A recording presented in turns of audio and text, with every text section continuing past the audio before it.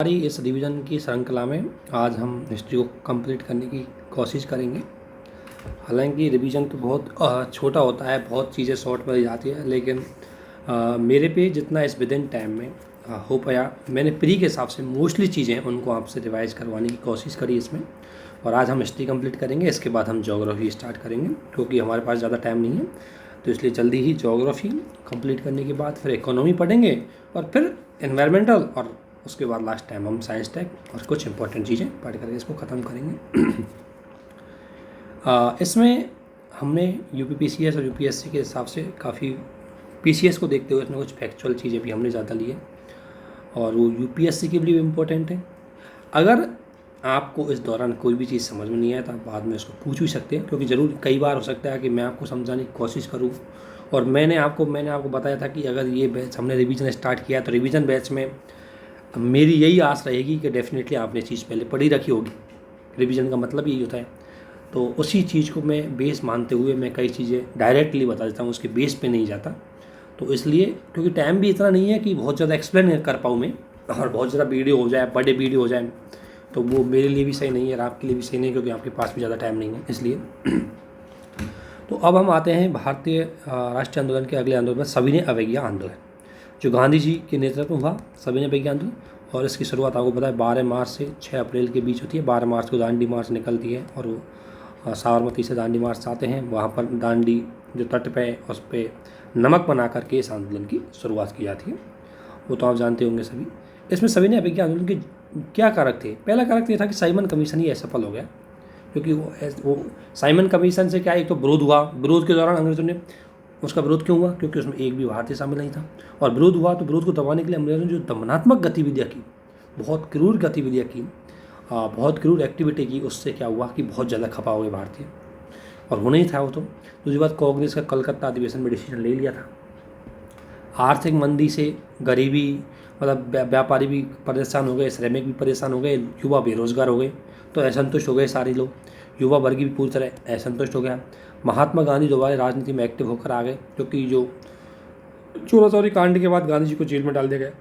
फिर गांधी जी ने कुछ टाइम के लिए थोड़े से एक्टिव नहीं रह पाए, उसके बाद गांधी जी बाद में पुनः एक्टिव हुए। और लॉर्ड डार्विन द्वारा डोमिनेट स्टेटस की घोषणा को व्यवहारिक, लॉर्ड डार्विन ने, इस दौरान लॉर्ड डार्विन थे, लॉर्ड इरविन के द्वारा घोषणा तो की गई कि हमें आपको डोमिनियन स्टेटस का दर्जा दे देंगे, लेकिन उसको कभी पूरा नहीं किया गया।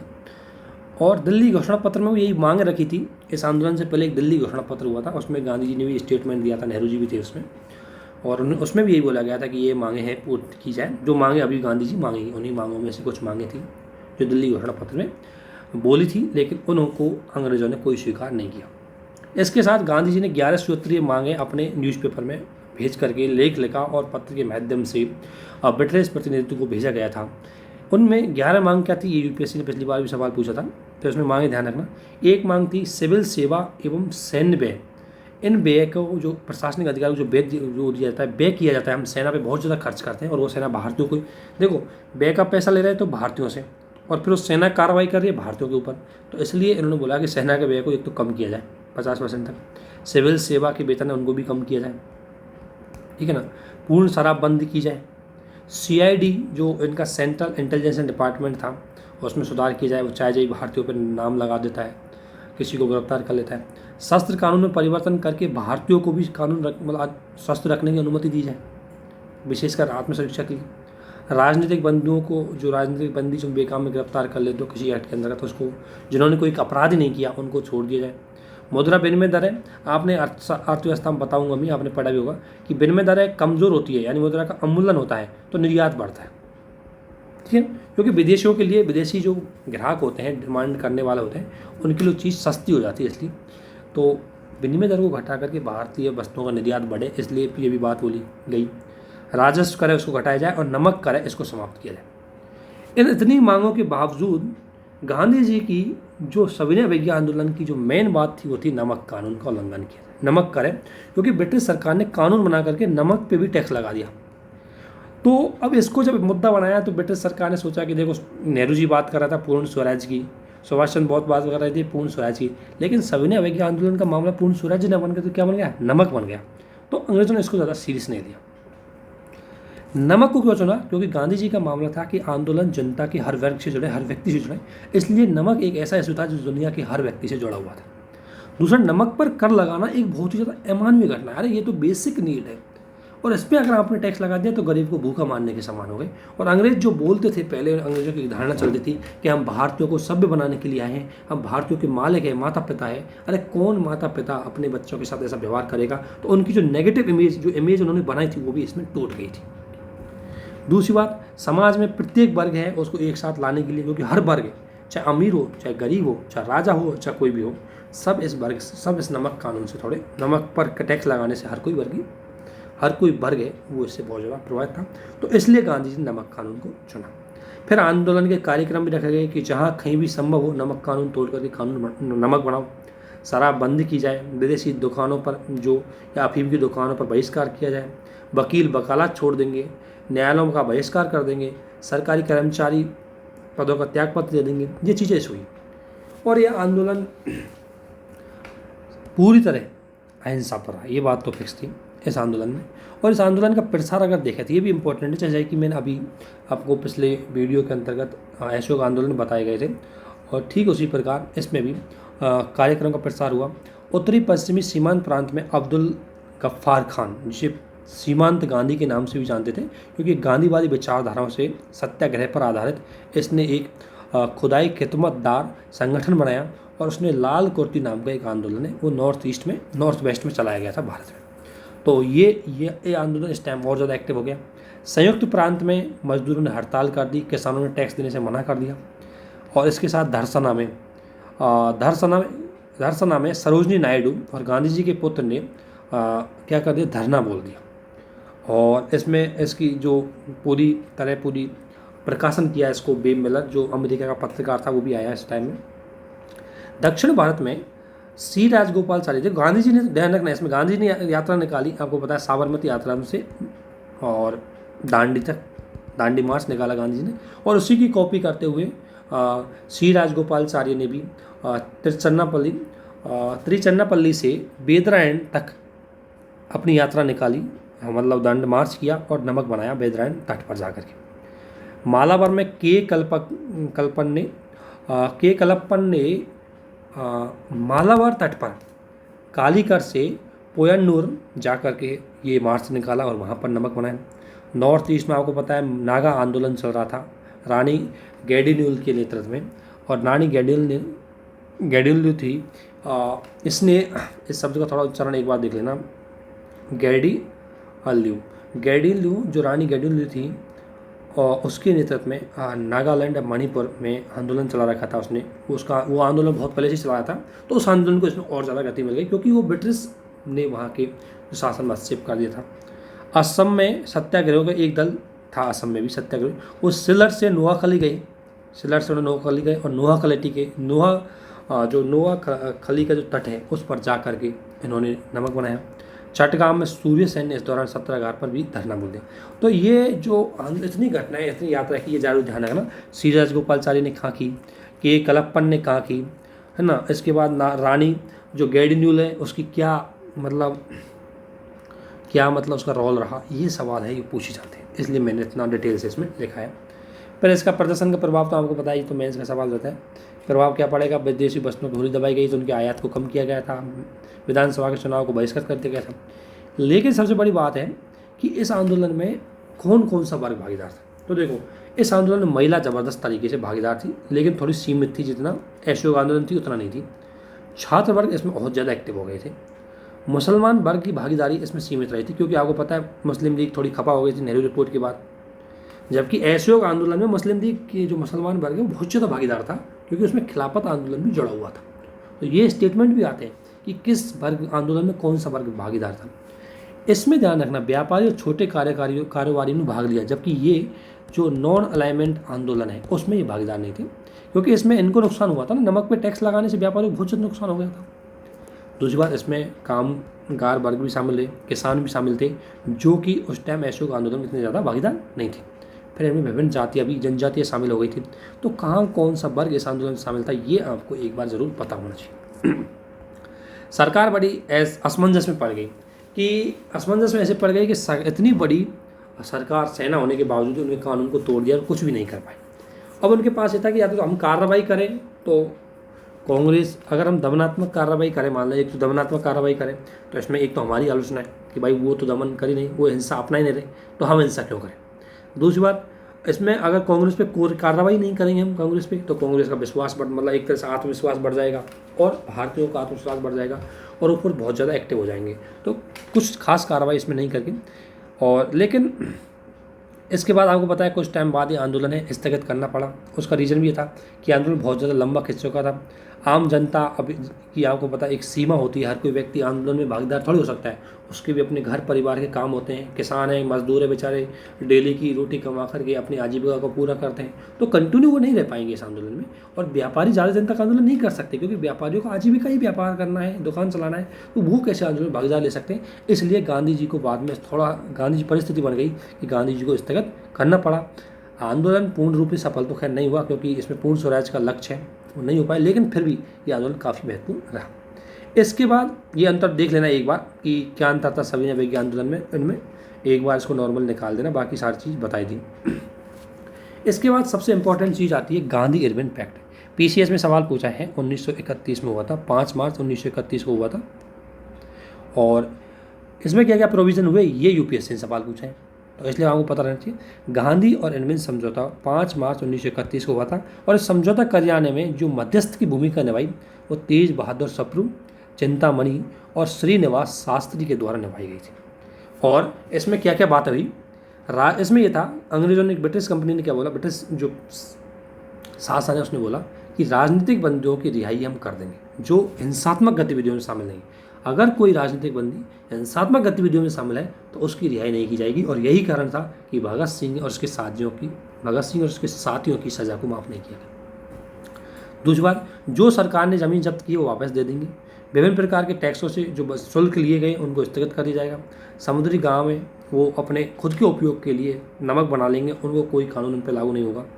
सरकारी सेवाओं में जिन लोगों ने त्यागपत्र दिया उनको हम पुनर्बहाल कर लेंगे। और सरकार आज ने जितने भी कानून बना करके व्यक्तियों की स्वतंत्रता को सीमित किया है उनको हम रोक देंगे। ये बात इरविन ने स्वीकार कर ली थी। और साथ ही बोला कि मादक पदार्थ है और शराब की दुकानों पर आप शांतिपूर्ण रूप से धरना दे सकते हो, हाँ, लेकिन कांग्रेस को 2 बात माननी पड़ी कि एक तो उसको दूसरा गोलमेज सम्मेलन उसमें कांग्रेस भाग लेगी और दूसरी सविनय अवज्ञा आंदोलन इसको स्थगित करना पड़ेगा। ये बात इसमें हुई थी। और इसके बाद गांधी जी ने इस पर बात मान ली गई, ये समझौता हुआ, लेकिन 2 बातों पर इसमें सहमति नहीं बनी। एक तो पुलिस अत्याचार, गांधी जी ने बोला भाई जो आपके लोगों ने जो पुलिस ने अत्याचार किए उनकी जांच करवाओ, लेकिन इसमें लॉर्ड इरविन ने मना कर दिया।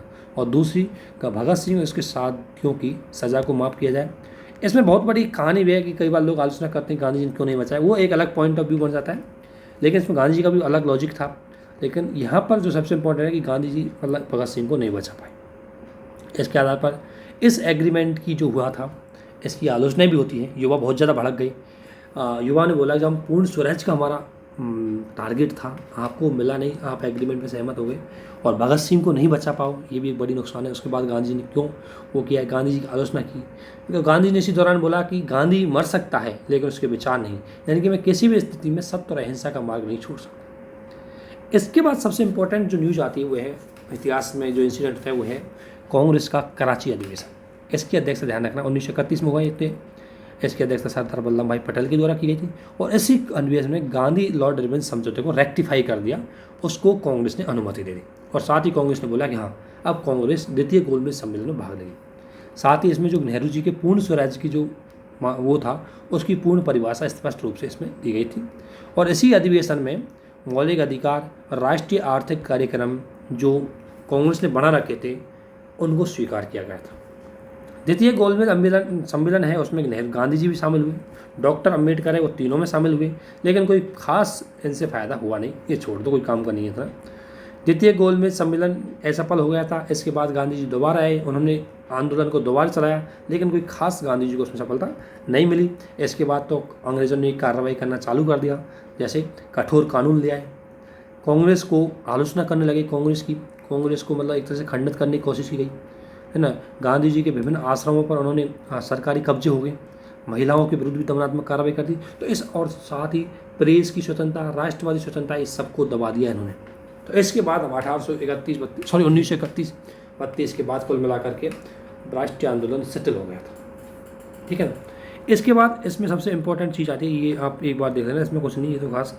इसके बाद इंपॉर्टेंट आती है ये सांप्रदायिक पंचायत। ध्यान रखना, जब तीनों गोलमेज संविधान में डॉक्टर अंबेडकर ने भाग लिया और डॉक्टर अंबेडकर ने भाग लेकर के उन्होंने दलितों के लिए एक रिजर्वेशन की बात की, उनके अधिकारों की बात की, तो उसी के आधार पर जो उनके मैकडोनल्ड पीएम थे उसने एक पंचायत पास किया, जैसे सांप्रदायिक पंचायत बोले। इसमें क्या प्रोविजन किया गया था, ये आया कब था, 16 अगस्त 1932 को आया था। इसमें था कि जो अल्पसंख्यक हैं उनके लिए पृथक निर्वाचिका दी जाएगी। और आपको पता है अल्पसंख्यकों के लिए पृथक निर्वाचिका 1909 के एक्ट में तो दी गई थी केवल मुसलमान, 1909 के एक्ट में दी गई थी मुसलमानों के लिए।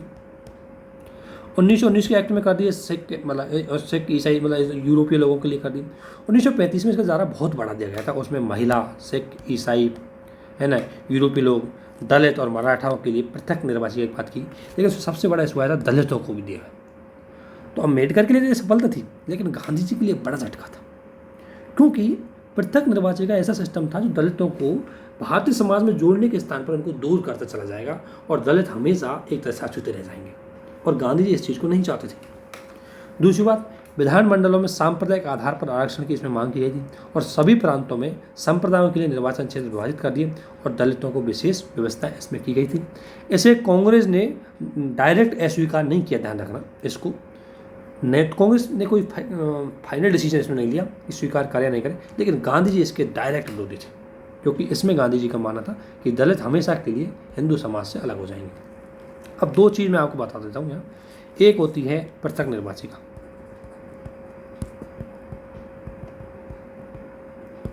और एक होती है संयुक्त निर्वाचिका। पृथक निर्वाचिका में क्या होता है कि कुछ क्षेत्र है निर्वाचन के, वो किसी वर्ग विशेष को फिक्स कर दिए जाते हैं, कई वर्ग विशेष का लोग यहाँ सुना जाएगा, लेकिन उसमें दिक्कत है कि उसी वर्ग का व्यक्ति उसको वोटिंग करेगा, बस अन्य व्यक्ति उसमें वोटिंग नहीं करेगा। ये एक चीज़ इसमें ये पृथक निर्वाचिका होती है। जबकि संयुक्त निर्वाचिका में कि सीट रिजर्व कर दी जाएंगी लेकिन सब व्यक्ति उसको वोट देंगे, ये अंतर था। तो इसमें क्या है कि सब वो, अब यहाँ तो क्या है कि वो जैसे मान लें यहाँ दलितों का अगर सीट आई है और गैर दलित लोग हैं वो इसमें वोट नहीं देंगे, तो उस लीडर को गैर दलित लोग क्यों मानेंगे? जब उन्होंने वोट ही नहीं दी तो लीडर क्यों मानेंगे? तो इससे वो हमेशा सेपरेट रह जाते हैं। इसलिए पृथक निर्वाचिका को गांधी जी स्वीकार करते हैं। संयुक्त निर्वाचिका में क्या है कि भाई यहाँ से दलित है लेकिन वोट तो उसको दलित ने भी दिया है, गैर दलित ने भी दिया है, तो लीडर तो दलित होगा, वो गैर दलितों को भी होगा और दलितों का भी होगा, इसलिए उसको मान्यता प्राप्त होगी दोनों तरफ से और धीरे धीरे वो उनके साथ जुड़ जाएगा। इसलिए संयुक्त निर्वाचिका की गांधी जी मांग करते थे, गांधी जी पृथक निर्वाचिका को स्वीकार नहीं करते थे। इसके विरोध में फिर क्या हुआ, अम्बेडकर और गांधी जी के बीच में गांधी जी आमरण अनशन पर बैठ गए। इसके बाद पुणे की जेल में थे उस टाइम गांधी जी और आमरण अनशन में बैठ गए और पुणे उसके बाद जब विभिन्न कई लोगों ने के समझाने के बाद डॉक्टर अम्बेडकर गांधी जी के पास गए तो गांधी जी और डॉक्टर अम्बेडकर के बीच में पूना पैक्ट हुआ 5 सितंबर, मतलब सितंबर 5 नहीं, सितंबर 1932 में, ध्यान रखना। इसमें क्या बात हुई कि दलितों के लिए पृथक निर्वाचिका को समाप्त कर दिया जाए, उसके स्थान पर उनको विधानसभा में रिजर्वेशन दे दी जाएगी। जो मैं बात कर रहा हूँ संयुक्त निर्वाचिका की बात, तो विधानसभा में उनको लिए रिजर्वेशन दिया जाएगा और संपूर्ण जो कई राज्यों की विधानसभा है उनमें उनके लिए केवल दलितों के लिए 147 सीट बुक कर दी जाएगी। किसके लिए? उनको रिजर्वेशन दे दिया जाएगा। ठीक है। दूसरी बात, केंद्रीय विधानसभा में दलितों के लिए संयुक्त निर्वाचन व्यवस्था की जाएगी। इसमें उनके लिए 18% सीट है वो केंद्रीय विधानसभा में रख दी जाएगी। एग्जाम्पल मैं दूँ, केंद्रीय विधानसभा का मतलब हमारी संसद में, ठीक है, और प्रांतीय मतलब विधानसभा का मतलब यूपी, एमपी, बिहार, इनमें। तो इनमें तो उनको क्या टोटल सीट दे दी 147, कुछ यूपी में होंगी, कुछ एमपी में होंगी, कुछ बिहार में होंगी। जबकि संसद में उनको 18%, जैसे मान लो 2 से सीट है तो 18% दे देंगे उनको, तो 36 सीट उनके लिए रिजर्व हो जाएंगी इस तरीके से। और साथ ही जितनी भी गवर्नमेंट की सर्विस होंगी, जितनी भी शैक्षणिक संस्थानें होंगी, गवर्नमेंट की सर्विस, स्थानीय संस्थान और शैक्षणिक संस्थान, इनमें भी इनके लिए रिजर्वेशन की व्यवस्था की गई। इसके बाद अम्बेडकर भी मान गए कि चलो अब भागीदारी तो मिल ही जाएगी। लेकिन गांधी जी इससे एक सबक सीख चुके थे कि अगर दलितों के उद्धार के लिए कुछ काम नहीं किया और उनकी छुआछूत विरोधी घटनाओं को नहीं रोका तो दलित भी एक दिन, जिस तरीके से धीरे धीरे इस्लाम धर्म भारतीय समाज से दूर होता जा रहा था, हो सके दलित भी एक दिन हिंदू समाज से एकदम अलग हो जाए। इसलिए गांधी जी अब दलितों के उद्धार के लिए, उनको दलितों को जोड़ने के लिए, दलितों के को लेकर के जो व्यवहार समाज के द्वारा किया गया था अब तक, उसको दूर करने के लिए गांधी जी ने कई काम किए। तो गांधी जी अब हरिजन अभियान पर आ जाते हैं। 1932 में छुआछूत विरोधी लीग का गठन करते हैं। इसके बाद 1933 में हरिजन नामक लीग का गठन करते हैं। ये ध्यान रखना, हरिजन यात्रा निकालते हैं, 20,000 किलोमीटर यात्रा करते हैं। और गांधी जी इसी दौरान हरिजन सेवा संघ की भी स्थापना करते हैं। गांधी जी का रूढ़िवादियों द्वारा विरोध भी किया गया था, जो कट्टर रूढ़िवादी थे कि गांधी जी ऐसा क्यों कर रहे हैं, वो धर्म भ्रष्ट करने पर आए इसलिए। लेकिन गांधी जी ने यात्रा करके लोगों के व्यवहार को बदलने की कोशिश करी। 1935 के अधिनियम में नेहरू जी एक बहुत अच्छी बात बोलते हैं कि 1935 के अधिनियम के संबंध में नेहरू जी कहा कि अनेक ब्रेकों वाली इंजन रहित गाड़ी, यानी कि दिया ब्रेक मतलब एक रेलगाड़ी बना दी, उसमें तुम्हें संघीय व्यवस्था की बात की गई, तुम्हारे लिए यूपीएससी की बात की गई, सुप्रीम कोर्ट की बात की गई, सब कर दी, लेकिन रियलिटी में प्रोविजन कुछ नहीं रखा उसमें। अर्थात गाड़ी तो दे दी लेकिन न तो कोई इंजन न कोई ब्रेक, मतलब ब्रेक ज़्यादा है उसमें, मतलब उसमें कमियाँ बहुत ज़्यादा है, लूपहोल्स बहुत ज़्यादा है। वो बात कही थी 1935 के एक्ट के लिए। ये ध्यान रखना, ये इंपॉर्टेंट है, स्टेटमेंट आ जाता है। इसके बाद प्रांतीय चुनाव होते हैं। प्रांतीय चुनावों में कांग्रेस ज़्यादा जीत जाती है, 716 सीटों पर कांग्रेस जीत जाती है, 11 प्रांतों में कांग्रेस की सरकार बनती है। असम एवं पश्चिमोत्तर प्रांत में भी कांग्रेस की सरकार बनती है। मुस्लिम लीग है उसको कम सी उनकी रिजर्व जो सीट होती है उनमें वो नहीं जीत पाती, तो मुस्लिम लीग की यहाँ स्थिति थोड़ी ख़राब हो जाती है। तो यहीं से मुस्लिम लीग वो अलग पाकिस्तान की मांग को पुरजोर दे देती है। तो ये 1935-36 के समथिंग ये इलेक्शन होते हैं, ध्यान रखना। इसके बाद क्या घोषणा पत्र मांग थी, ये तो वही मांग होंगी जो नॉर्मल होंगी। इसके बाद इसमें एक खबर होता है कि जो मान लें इसके बाद कांग्रेस मंत्रिमंडल कई राज्यों में बढ़ा, तो उनकी क्या अचीवमेंट रहे, तो वो सब अचीवमेंट वो सब काम करने की सोचेंगे जो उनको टारगेट था। नागरिकों के लिए क्या काम करेंगे कि नागरिकों को स्वतंत्रता दी जाए, जो प्रेस है उन पर जो लिमिटेशन लगा रखी है उसको हटाया जाए, पुलिस के अधिकार है उनको सीमित किया जाए ताकि नागरिकों को ज़्यादा स्वतंत्रता मिले, है ना। ये चीज़ इसमें की गई थी। किसानों के लिए उनके भूख को कम किया जाएगा, वनों में उनको पशुचारण की अनुमति दी जाएगी, उनसे नजराना बेगारी बिल्कुल नहीं कराई जाएगी। तो जो आपको पता है कि राज्यों में जो सरकार बनी थी ये सरकार कांग्रेस के लोग थे जो जनता के लिए कल्याण के लिए कार्य करेंगे, तो उनके हितों के लिए जो कार्य करेंगे ये इन सरकारों ने किया था। इसलिए इनको ज़्यादा एक बार सरसरी निगाह से देख लेना, इसमें कोई ज़्यादा इंपॉर्टेंट चीज़ नहीं। इसके बाद एक फैक्चुअल चीज़ आती है, हॉलवेल मोन्यूमेंट। हॉलवेल घटना आपने सुनी होगी, जो 1756 के टाइम पर सिराजुद्दौला ने की थी।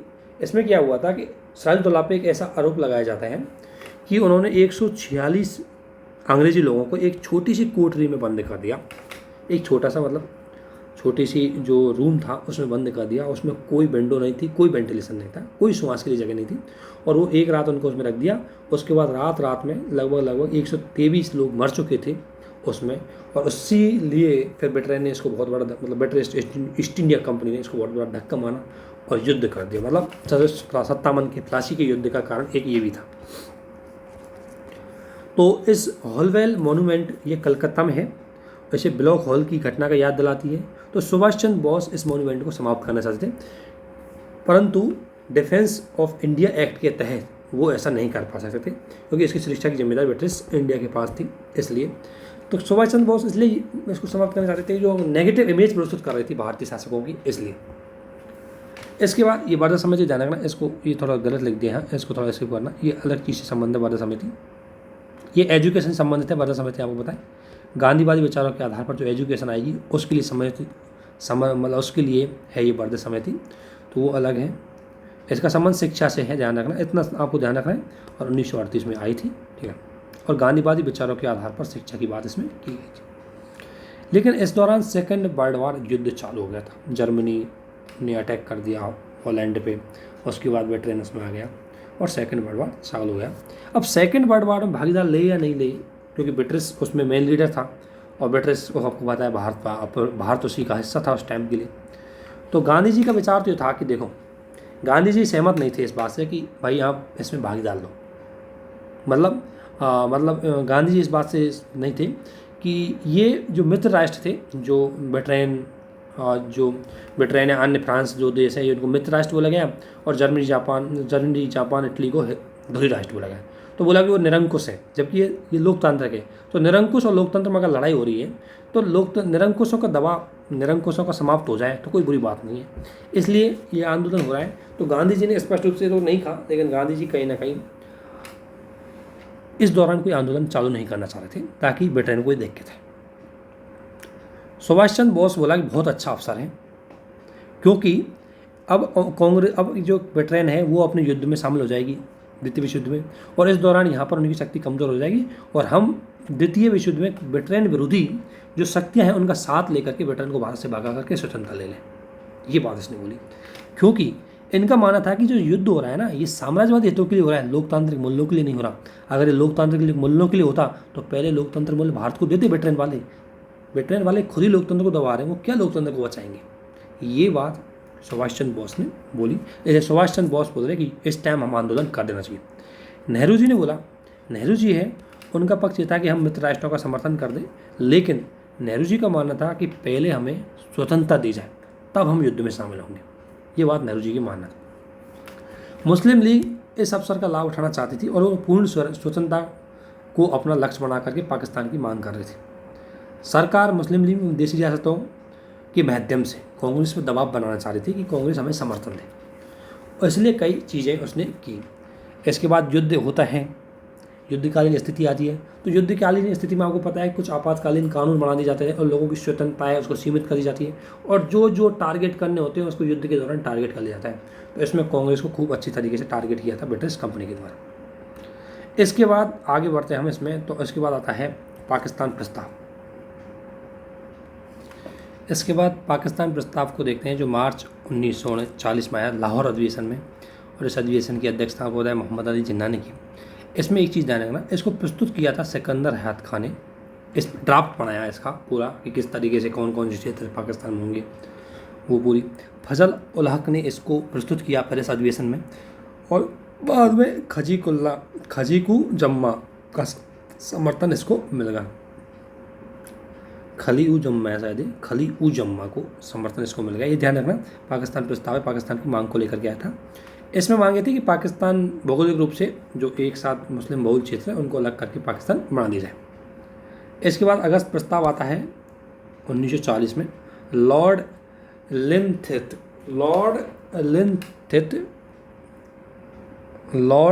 लिथगो जो थे भारत में, मुझे उच्चारण नहीं हो रहा, हाँ लॉर्ड लिथगो, ये है ऐसा ही उच्चारण, लॉर्ड लिथगो जो भारत में अगस्त उस टाइम वायसराय थे, तो उसके टाइम पर अगस्त प्रस्ताव आया था। इसका प्रोविजन ये था कि इसमें एक प्रोविजन क्या दिया, क्योंकि ध्यान रखना 1940 युद्ध हो गया, अब कुछ भी करके अंग्रेज भारत का साथ लेना चाहते थे, इसलिए भारत को कुछ चीज़ में वो देना चाहते थे एक तरह से। तो उसमें प्रमुख प्रोविजन ये था कि एक तो डोमिनेट स्टेटस हम दे देंगे तुम्हें, ये बात बोली। उसके बाद एक युद्ध के लिए एक सलाहकार परिषद बनाई जाएगी जिसमें भारतीयों को शामिल किया जाएगा, और भारत की जो वायसराय की जो कार्यपालिका है उसमें भारतीयों की भागीदारी बढ़ा दी जाएगी। और एक चीज़ और बोली कि संविधान का निर्माण भारतीयों के द्वारा की जाएगा, ये बात हम मान लें, लेकिन और ब्रिटिश सरकार की अंततः उसमें अनुमति होनी चाहिए, ये बात इसने बोली। और बोला कि जो संविधान सभा होगी वो बेहस मताधिकार के माध्यम से होगी, ये बात इसने बोली। और साथ ही जो भी संविधान बनेगा उस संविधान में अल्पसंख्यकों के लिए अधिकारों की बात की जानी चाहिए, ये बात इसमें बोली गई थी अगस्त प्रस्ताव में। लेकिन इस प्रस्ताव को कांग्रेस ने इसलिए अस्वीकार कर दिया क्योंकि इसमें कहीं ना कहीं इन्होंने बोला कि अगर कोई राज्य इसको अगर इसको अल्पसंख्यक उसको स्वीकार नहीं कर पाए तो इसको अस्वीकार कर सकते हैं। वो अल्पसंख्यकों के अधिकार थे, या मुस्लिम लीग मतलब जो अन्य वर्ग थे, अन्य जो रियासत थी, उनके लिए भी अधिकार था कि जो संविधान आप बनाओगे अगर वो अस्वीकार करते हैं तो उसको वो अस्वीकार कर सकते हैं। इसलिए कांग्रेस सोच रही थी कहीं ना कहीं इसमें विभाजनकारी प्रवृत्ति छिपी हुई है। और साथ ही दूसरा इसमें कांग्रेस का कारण था कि इसमें पूर्ण स्वराज को नहीं माना गया, इसलिए कांग्रेस ने इसको अस्वीकार कर दिया। और मुस्लिम लीग ने इसलिए अस्वीकार कर दिया क्योंकि इसमें पृथक पाकिस्तान की मांग का कोई उल्लेख नहीं किया गया था। इसके बाद जब ये 1940 में प्रस्ताव हो गया, उसके बाद गांधी जी ने एक व्यक्तिगत सत्याग्रह कर दिया। और व्यक्तिगत सत्याग्रह में एक चीज़ आपको ध्यान रखनी है, व्यक्तिगत सत्याग्रह में प्रत्येक जो सत्याग्रही थे वो विनोबा भावे थे, और दूसरे नेहरू जी थे, और तीसरे ब्रह्मदत्त थे। इसमें ये तीन चीज़ आपको याद रखनी है, इसमें यही इंपॉर्टेंट है बस। इसके अलावा आपको पता है क्रिप्स मिशन आता है 1942 में, ठीक है ना। और क्रिप्स मिशन भी अपने कई चीज़ों को बोलता है। क्रिप्स मिशन के प्रोविजन आपको ध्यान होना चाहिए, और क्रिप्स मिशन कब आया 1942 में आया, ध्यान रखना। इसमें प्रोविजन ये था कि युद्ध समाप्ति के बाद भारत को डोमिनेट स्टेटस दे दें। अंग्रेज़ों ने कभी पूर्ण बात नहीं बोली, हमें डोमिनेट स्टेटस की बात बोली हमेशा। एक चीज़ इसने बोली कि इसमें संविधान का निर्माण करेंगे, तो संविधान निर्माती सभा का गठन किया जाना चाहिए, ये बात इसने बोली।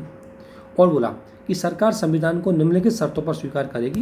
पहली शर्त ये होगी कि ब्रिटिश प्रांतों में जो इस संविधान को स्वीकार करना चाहते हैं, अगर मान लें जिनके लिए संविधान बनाया जा रहा है, अगर वो इसको नकार दें तो उनके लिए अलग से संविधान होगा। मतलब कुल मिला करके ये एकता वाली बात यहाँ में कहीं नहीं देख रही थी, इसलिए कांग्रेस को स्वीकार नहीं कर रही थी, कांग्रेस को सही नहीं थी।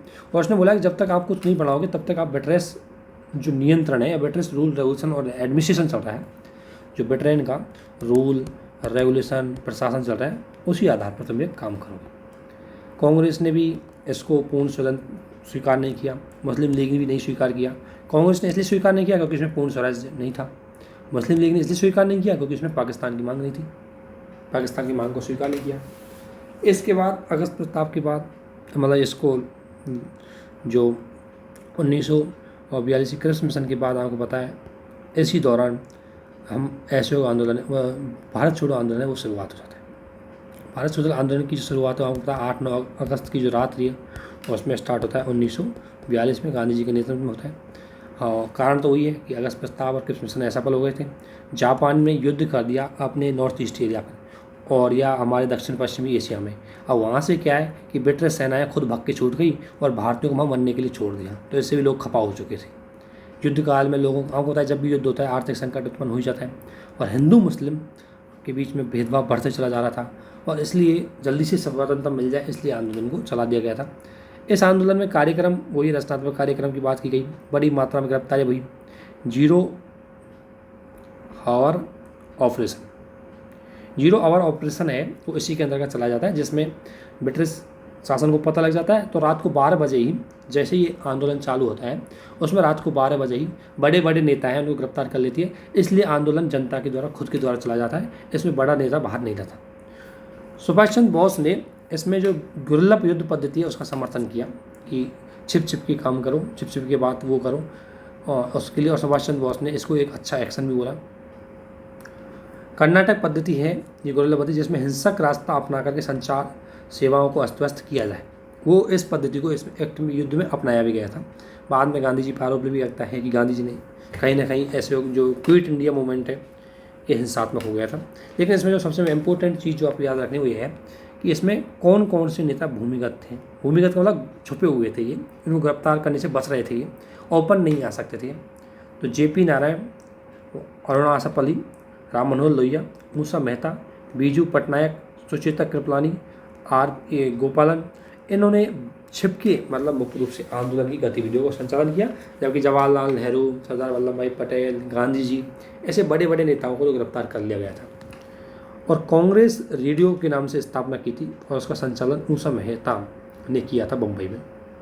इसके दौरान समानांतर सरकार यानी कि कई एरियाओं पर भारत लोगों ने अपने आप को स्वतंत्र घोषित करके यहाँ पर सरकार चालू कर दी, उसी को बोलते हैं समानांतर सरकार। यानी कि एक सरकार तो ब्रिटिश सरकार बनी हुई थी और उससे स्वयं को अलग होकर के उन्होंने खुद की सरकार बना ली, वो होती है समानांतर सरकार। तो इसमें ये ध्यान रखना कहाँ बनी है आपको बताएं। एक रही सतारा में, ठीक है, दूसरी रही तामलुक जातीय सरकार, ये मिदनापुर बंगाल में थी।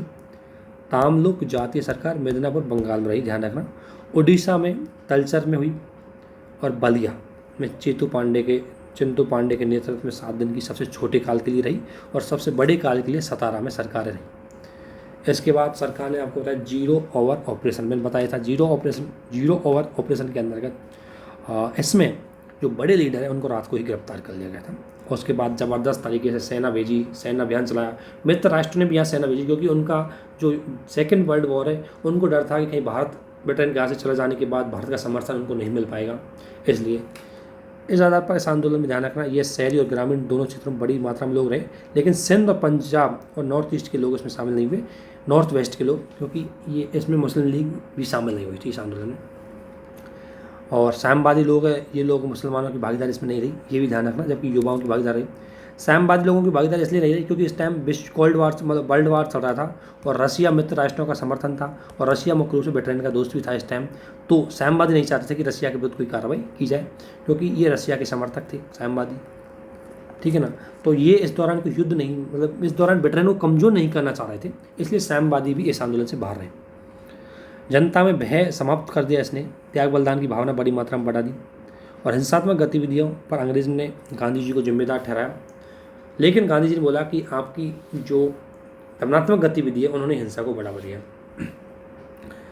द्वितीय विश्व युद्ध का प्रभाव आपको देखोगे तो द्वितीय विश्व युद्ध के आपको पता है वही प्रभाव है नॉर्मल, कि खाद्यान्नों की कमी हो जाती है, कुछ वर्गों को फ़ायदा मिलता है जैसे व्यापारियों को, क्योंकि अब वस्तुएं महंगी हो जाएंगी तो उनको ज़्यादा लाभ होगा, उद्योगपतियों को ज़्यादा लाभ होगा, लेकिन इससे खाद्यान्न संकट आ गया, ये चीज़ है। इसके बाद आप ये चीज़ देखते रहना, इसमें सबसे चीज़ें ध्यान रखना, इसमें आपको सवाल आने की जो संभावना है वो मैंने बताई दी, जहाँ से आएंगे वहीं ध्यान रखना ज़्यादा, बाकी आपने सब पढ़ रखा होगा।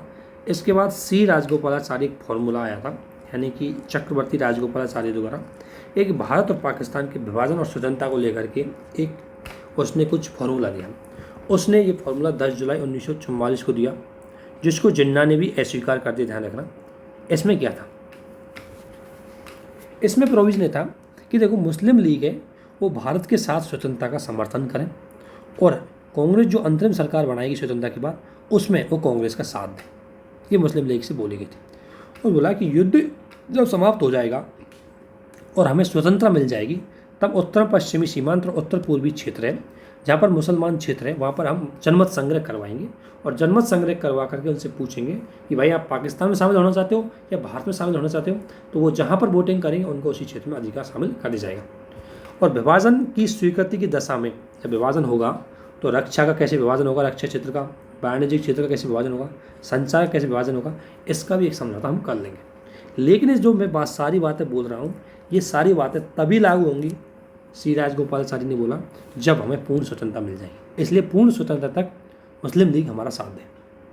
सी राजगोपालाचारी की आलोचना भी होती है, जैसे इसको आपको पता है बी डी सावरकर, श्यामा प्रसाद मुखर्जी, जितने भी हिंदू राष्ट्रवादी थे वो इसकी आलोचना करते हैं, क्योंकि उनका मानना था कि क्यों पाकिस्तान की मांग को स्वीकार किया जाए, और इसमें ऑब्वियसली अप्रत्यक्ष रूप से तो पाकिस्तान की मांग स्वीकार कर ही ली।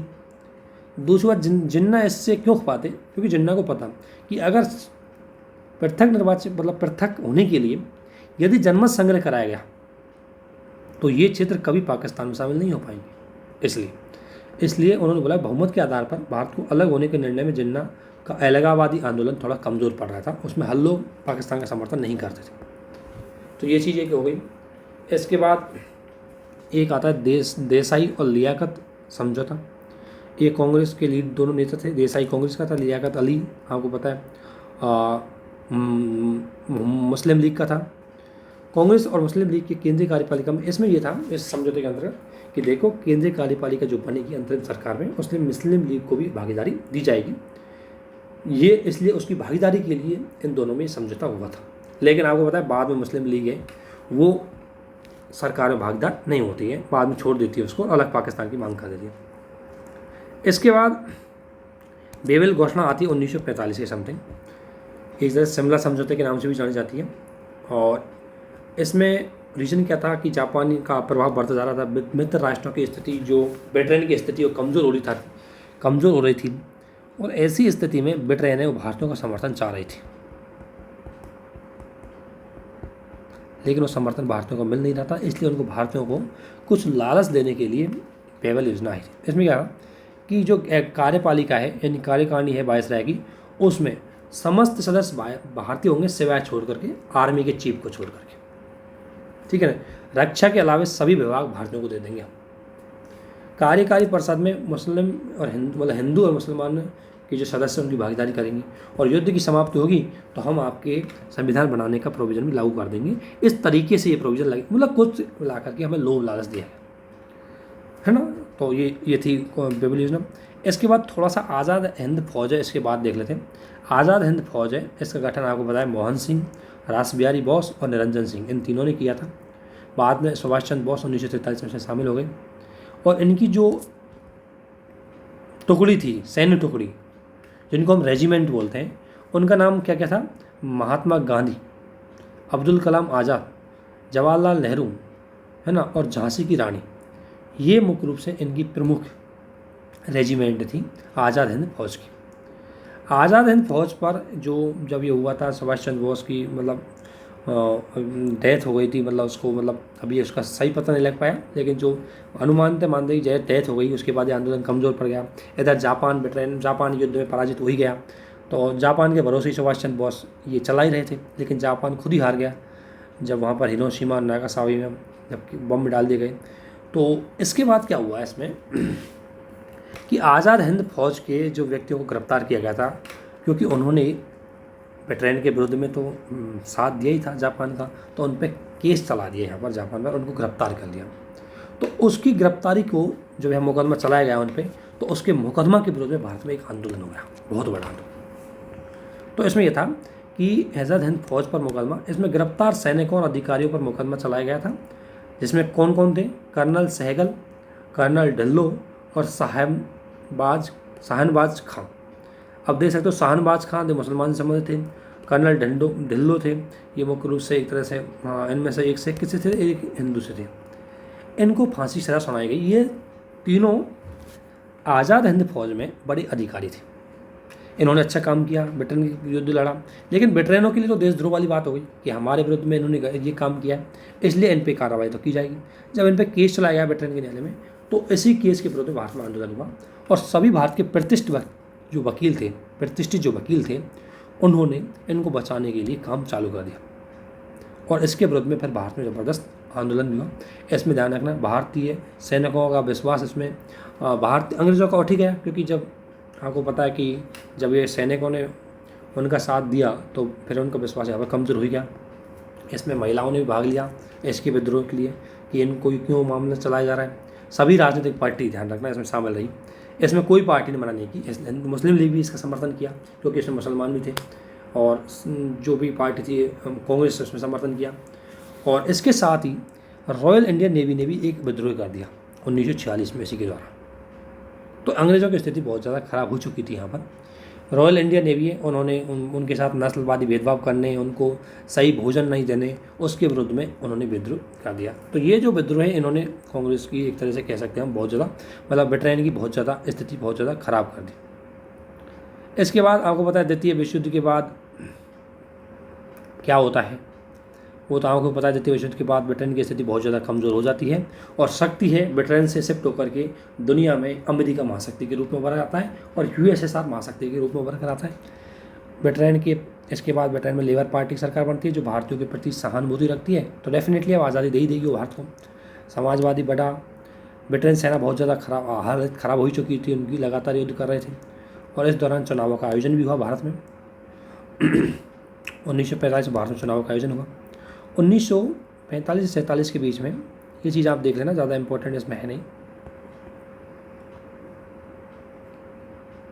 इसके बाद 1945 से 47 के बीच में कुछ महत्वपूर्ण घटनाएं हुई थी जिनको के लिए थोड़ा सा पढ़ लेते हैं। 3 घटनाएं महत्वपूर्ण हुई, 3 विद्रोह हुए थे। विद्रोह फर्स्ट जो मैंने अभी बताया था कि आज़ाद हिंद फौज के जो सिपाहियों पर चल रहे मुकदमे के विरुद्ध यह विद्रोह हुआ, और फॉरवर्ड ब्लॉक जो सुभाष चंद्र बोस की ही एक शाखा खोली गई थी।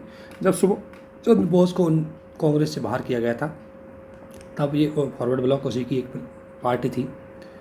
उसके बाद विद्रोह सेकंड है वो किस बात हुआ कि इसमें अधिकारी था, आज़ाद हिंद फौज के अधिकारी राशिद अली को 7 वर्ष की सज़ा के विरुद्ध में मुस्लिम लीग के युवाओं ने, कांग्रेस के भी छात्र से उसमें शामिल थे, कम्युनिस्ट पार्टी के भी छात्र शामिल थे, इन्होंने धर्मतल्ला स्ट्रीट पर एक आंदोलन किया जा रहा था, उस पर पुलिस ने बहुत ज़बरदस्त लाठी चला दी। उसके विरोध में दूसरा विद्रोह और ज़्यादा हैवी हो गया। इसके अलावा विद्रोह 3 चल रहा था इसमें, 1946 में हुआ था ये भी 18 फरवरी को। ये रॉयल इंडियन नेवी ने जो हिंदुस्तान रॉयल इंडियन जो नेवी थी उसकी जो INS तलवार जो वो कहते हैं पनडुब्बी थी, उसमें 1100 सैनिक थे जो भारतीय थे, उन्होंने हड़ताल कर दी। उसका रीज़न क्या था कि नस्लीय भेदभाव के विरुद्ध, क्योंकि उनको वेतन कम दिया जाता था। दूसरी बात उनको खाना भी अच्छा नहीं दिया जाता था। तीसरी बात उनके जब BC दत्त नाम के जो एक सैनिक था उसमें अधिकारी था, उसको गिरफ्तार कर लिया गया था और आज़ाद हिंद फौज की रिहाइयों के लिए ये भी मांग उठाने लगे। तो इसलिए इन्होंने भी आंदोलन किया। तीनों आंदोलनों से ब्रिटिश शासन बहुत ही ज़्यादा हद में ख़राब हो गया और इनको मजदूरों का भी समर्थन मिल गया। सरदार वल्लभ भाई पटेल और जिन्ना ने भी इनमें अपने क्या किया, जिन्ना है उन्होंने भी इनका समर्थन किया, और आपको पता है कम्युनिस्ट पार्टी उसने भी इसका समर्थन किया। तो एक चीज़ ध्यान रखना है इसमें सबसे बड़ी बात है, सरदार वल्लभ भाई पटेल और जिन्ना ने इनसे बोला कि भाई आप आत्मसमर्पण कर दो, क्योंकि रीज़न क्या था इनका, एक दूरगामी रीज़न था कि अगर सेना आज विद्रोह करके लग गई तो कल के जाके जब इंडिपेंडेंट भारत बन गया और सेना ने फिर ऐसे विद्रोह कर दिया तो भारत में इनको कैसे संभाला जाएगा। इसलिए वो इस प्रकार की प्रवृत्ति आगे ना बढ़े, इसलिए इस सेना को वो क्या करते थे कि उनको आत्मसमर्पण करने की बोल रहे थे, ठीक है ना। और यही बात कम्युनिस्ट पार्टी बोल रही थी कि वो चाहती थी कि शांतिपूर्ण मामले से निपटा हो जाए। इनसे भारतीय जनता बहुत ज़्यादा निर्भीक हो चुकी है। इनके परिणाम स्वरूप ब्रिटेन शासन बहुत ज़्यादा कमज़ोर हो चुका था और ब्रिटिश शासन ने 1945 में समझौता किया, जिसमें क्या हुआ, मजबूर बस ब्रिटेन शासन को इसमें नीचे झुकना पड़ा और बोला कि जो बहुत ही ज़्यादा बर्बरतापूर्ण हत्या में अगर आज़ाद हिंद फौज का कोई कर्मचारी अधिकारी शामिल होगा उसी पे कार्रवाई करेंगे, बाकी को छोड़ देंगे। ये चीज़ हुई और साथ ही इनको बाहर हम भेजते थे वो भी नहीं भेजेंगे अब, इतना मामला इसमें बोला। इसके बाद 1945 के आम चुनाव होते हैं। इसमें कांग्रेस को 91% गैर मुसलमान क्षेत्रों से वोटिंग मिलते हैं और इसमें मुस्लिम लीग का ज़्यादा बहुमत नहीं आता, तो मुस्लिम लीग अब एक तरह से बिल्कुल तैयार हो जाएगी अलग पाकिस्तान की मांग करने के लिए, क्योंकि अब उसको लगता है कि भारत में उनका अस्तित्व, मतलब मुस्लिम लीग को राजनीतिक हित पूर्ति नहीं हो पाएगी भारत में, उसका ऐसा मुस्लिम लीग को लग रहा था।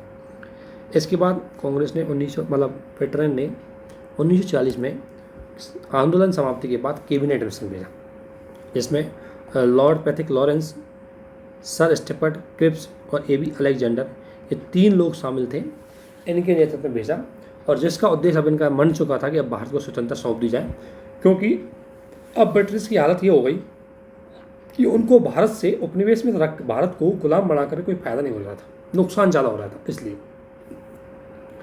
और साथ ही नया संविधान और अस्थायी सरकार की बात इस कैबिनेट मिशन के अंतर्गत की गई थी। इसमें था कि ध्यान रखना, कैबिनेट मिशन भी पाकिस्तान की मांग को स्वीकार नहीं कर रहा था। दूसरी बात, संघ बनाने का समर्थन इसने बोला, लेकिन इसने बोला कि संघ बनाएंगे हम, संघीय व्यवस्था होगी, लेकिन ज़्यादा शक्तियाँ हैं उस केंद्र के पास होगी, ये बात इसने बोली। विधान परिषदों के चुनाव की घोषणा की और यहाँ पर सीटें आरक्षित कर दी और निर्वाचित सदस्यों को 3 श्रेणी में बांट दिया, ए, बी और सी। ए में गैर मुस्लिम, बी में नॉर्थ ईस्ट के मुस्लिम और नॉर्थ वेस्ट के, और सी में नॉर्थ ईस्ट के मुसलमान ये थे। ए में गैर मुसलमान लोग थे, जैसे हिंदू, सिख, ईसाई सब आ गए इसमें। इसके बाद और इसने 1946 में अंतरिम सरकार है इसके गठन की भी बात बोली। ये जो 3 श्रेणी, इसमें ध्यान रखना, नॉर्मली संविधान एक बनेगा, लेकिन इस तीनों श्रेणियों को अगर किसी भी एक श्रेणी को अगर वो संविधान पसंद नहीं आया तो ये अपना संविधान भी बना सकते हैं। इसमें कांग्रेस को आपत्ति रही, क्योंकि इसमें जो राज्यों को विशेष अधिकार देने की बात बोली, बी और सी राज्यों को, वो कांग्रेस को लगा कि कहीं ना कहीं इनडायरेक्ट रूप से ये पाकिस्तान का समर्थन कर रहे हैं। और मुस्लिम लीग को इसलिए दिक्कत आई क्योंकि इसमें उनको कोई भी अलग से पाक की मांग है उसको स्वीकार नहीं किया गया था। इसके बाद मुस्लिम लीग को लगा कि शांति से कुछ मिलने वाला नहीं है, इसलिए मुस्लिम लीग ने फिर हिंसात्मक कार्रवाई से 16 अगस्त 1946 को प्रत्यक्ष कार्रवाई दरखास्त कर दिया।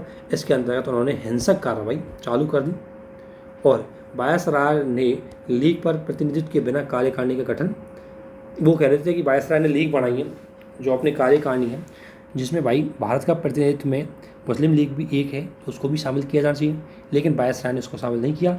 इसलिए इसका मतलब है कि वो मुस्लिम लीग को बाहर रखना चाहते हैं और इसलिए उन्होंने अपने अधिकार की मांग करने के लिए और पृथक पाक की मांग के लिए हिंसात्मक साधन अपना लिया। और इस दौरान हिंसात्मक गतिविधियाँ हुई, बहुत हिंदू मुस्लिम दंगा यहीं से चालू हो चुका था। गांधी जी नोआखली गए, वहाँ पर आमना अनसर बैठे और वहाँ पर लोगों को शांत करने की बात की और इसी अवसर पर माउंटबेटन ने गांधी जी को वन मैन बॉर्डर फोर्स कहा, क्योंकि गांधी जी ने बड़ी मात्रा में गांधी जी जब वहाँ आह्वान किया तो लोगों ने हिंसा त्यागी भी थी, तो इसलिए गांधी जी के इसी कार्य के लिए इसको ये बोला जाता है। इसके बाद एटली घोषणा पत्र आती है 1947 में। इसमें बोल दिया जाता है कि अब भारत को हम आज़ाद करेंगे 30 जून 1948 तक। और माउंटबेटन नए गवर्नर आए और इसने भी अभी तक ध्यान रखना, अभी तक विभाजन स्वीकार नहीं किया और प्रांत और देशी रियासतों को अलग से स्वतंत्र होने का कोई प्रोविज़न अभी भी नहीं रखा। इसके बाद ये चीज़ अभी मेंस के हिसाब से इसको छोड़ दें। इनमें जो प्रोविज़न किए जा रहे हैं ये जरूर आपको याद रखना, क्योंकि सवाल है यहीं से आते हैं और इनका सीक्वेंस भी ध्यान रखना। ये पहले आकाश प्रस्ताव आता है, उसके बाद क्रिप्स मिशन आता है, उसके बाद कैबिनेट मिशन आता है, फिर बेवेल योजना आती है और फिर एटली घोषणा आती है और उसके बाद सबसे महत्वपूर्ण और लास्ट घोषणा आती होती है माउंटबेटन योजना। माउंटबेटन योजना है ये 1947 में आती है, ध्यान रखना 3 जुलाई 1947 को या उससे पहले आती है। 3 जून को आती है, 3 जून 1947 को आती है। और इसमें उसने पहली बार पाकिस्तान विभाजन को स्वीकार कर लिया और बोला कि पाकिस्तान भारत का विभाजन हो जाएगा और 2 अलग अलग स्वतंत्र राष्ट्र बनेंगे।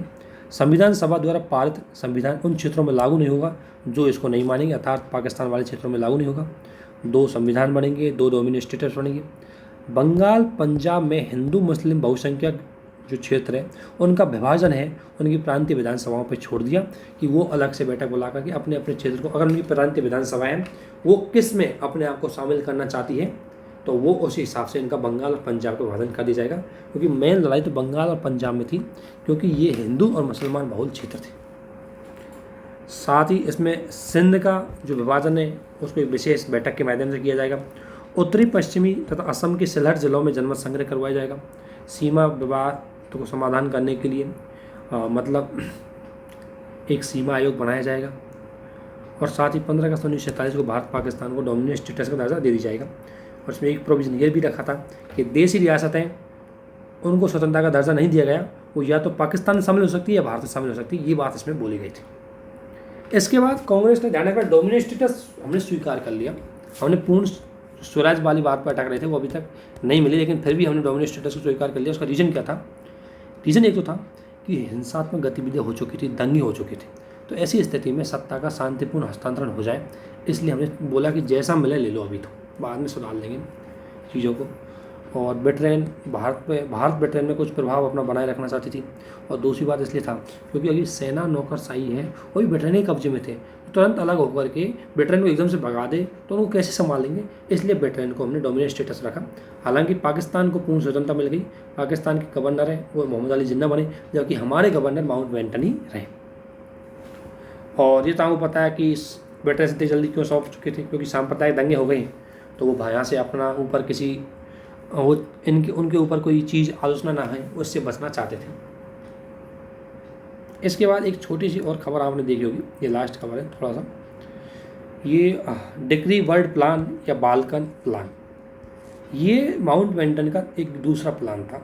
और इसके ऐसे मानते हैं कि माउंटबेटन ने कैबिनेट मिशन योजना की असफलता के बाद एक वैकल्पिक योजना बनाई, और उसमें यह था कि भारत पाकिस्तान के अलावा ये जो सत्ता है, ये सत्ता हस्तांतरण है, ये अलग अलग रियासतों को भी दे दें, अर्थात तो भारत के कई भाग करने का मूड भी बना चुके थे इस बाल्कन प्लान के अंतर्गत। लेकिन बाद में नेहरू जी ने इसका विरोध किया और परिणाम स्वरूप माउंटबेटन ने इस योजना को वापस ले लिया, क्योंकि इसमें वो अलग अलग देशी रियासतों को भी सत्ता दे रहे थे, इसलिए तो कई भारत बन जाते आज, इसलिए इसको स्वीकार नहीं किया गया था बाद में। इसके बाद देशी रियासतों के पास विकल्प थे कि वो भारत में शामिल हो जाए या पाकिस्तान शामिल हो जाए, तो देशी रियासतों का एकीकरण पर बल चले। हमने प्रथम चरण में, द्वितीय चरण में इनको एक करने की बात की गई। तो प्रथम चरण के अंतर्गत ज़्यादातर देशी रियासतों को हम शामिल कर चुके थे, लेकिन हैदराबाद, कश्मीर और जूनागढ़, ये 3 देशी रियासतें हमारे मन में ज़्यादा दिक्कत खड़ी कर रही थी, इनमें प्रॉब्लम आ रही। फिर कश्मीर को हमने विलय पत्र के माध्यम से किया, ध्यान रखना। हैदराबाद को सैनिक कार्रवाई के माध्यम से किया, और जूनागढ़ को हमने जनमत संग्रह के माध्यम से किया। और इसके बाद इसमें सरदार वल्लभ भाई पटेल की इसमें बहुत महत्वपूर्ण भूमिका रही, और उसने इन पर दबाव बना करके साम दाम दंड भेद की नीति अपना करके इनको भारत में शामिल कर दिया। तो मॉडर्न हिस्ट्री में जहाँ तक चीज़ें हम पे हो पाई वो हमने इन लेक्चरों के अंतर्गत करने की कोशिश की।